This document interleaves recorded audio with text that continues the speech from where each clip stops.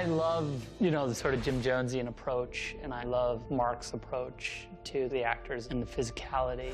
When we were doing 300, and you see the actors who make the workout part of their acting, I think that that's what Mark loves to get at, and it's fun for me. I think Zach understands physicality in a way that other directors don't.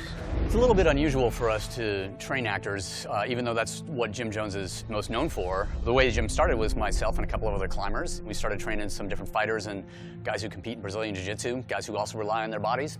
That developed into professional athletes, but most of our education and training is actually done with the military.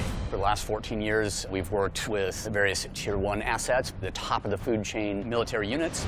Those two things actually work quite well together because for me in the mountains, fitness was often the difference between life and death. In a military environment, it can be the same thing. You never want to come up short due to a lack of conditioning.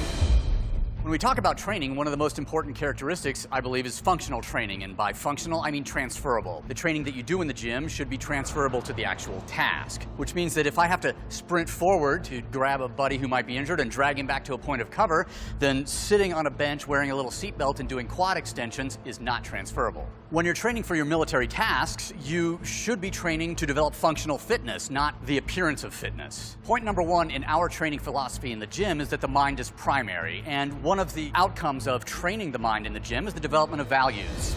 Values that are very similar to military values. One of the things for me that's important in the gym is that you always do what you say you're going to do. You show up every single day. What we practice in here becomes a habit, and if my habit is to always do less, that's how I'm going to behave in the field. So get in the habit of doing more than you're asked to do. Respect starts with self-respect. If you respect yourself, you prove to others that you are worthy of their respect. One of the things I like to do is set up sort of a tag team type of a workout where one guy has to accomplish a particular task all the while his teammate is suffering, and the faster he does it, the less his teammate suffers. These types of workouts really cause a person to dig deeper than they would to save themselves because we will always work harder in the service of someone else.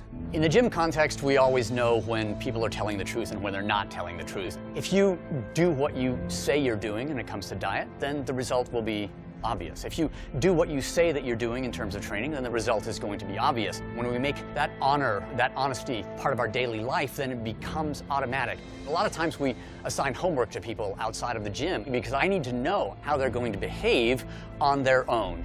Does that person have the integrity to do exactly what they said they were going to do? In the training environment, if we practice on a daily basis confronting the things that we're afraid of and confront our fear, if we get in that habit, then we'll be able to express that in an automatic way once we get outside into the real world. My name's Specialist Burden. I'm from Huntsville, Alabama. Private First Class Frakes, Colorado Springs, Colorado. Specialist Freddie Valencia, Maryland. My name is Specialist William Harris. I'm from Denver, Colorado. My name is Specialist Ryan Newbold. I am from Salt Lake City, Utah. In the following episodes of the Soldier of Steel training plan, we're going to teach some of the fundamental and universal movements you will need to know in order to execute the workout that ties all of those together. In part 4, we're going to examine the connection between Jim Jones, the Man of Steel movie, and the National Guard.